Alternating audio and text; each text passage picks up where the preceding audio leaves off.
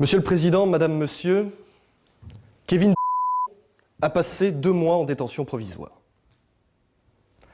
Certes, son casier judiciaire ne plaide pas en sa faveur. Certes, les faits qui lui sont reprochés aujourd'hui sont graves et ont eu des conséquences sérieuses pour le jeune Michael ici présent.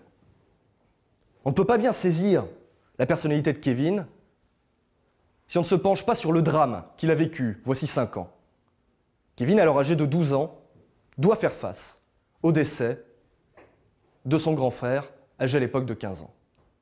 Et que l'on regarde le dossier, vous l'avez dit vous-même, Monsieur le Président, jusqu'à cet âge de 12 ans, même si tout n'est pas rose à la maison, Kevin est un garçon normal, un garçon sans problème comme les autres. Mais à partir de ce jour-là, sa vie bascule.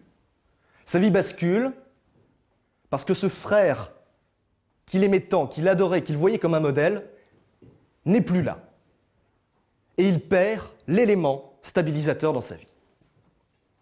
Sa famille rencontre de graves difficultés financières. Son père étant au chômage, je vous l'ai dit, et sa mère n'ayant jamais travaillé.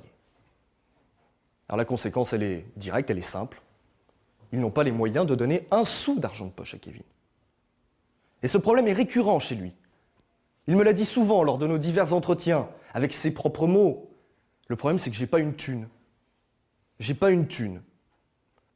Alors comme si tous ces problèmes antérieurs ne suffisaient pas, il n'a quasiment aucune vie sociale pour un problème financier. Alors Kevin va chercher une solution et va la trouver. Et je vous l'accorde, c'est la plus stupide qu'il soit. Il va chercher l'argent là où il se trouve. Il va chercher l'argent facile.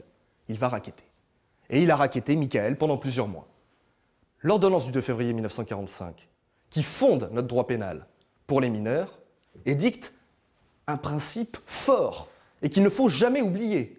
La peine de principe, pour un mineur, c'est le prononcé d'une mesure d'éducation, d'une mesure d'assistance, d'une mesure de surveillance, et ce, quel que soit l'âge du mineur, quels que soient ses antécédents judiciaires.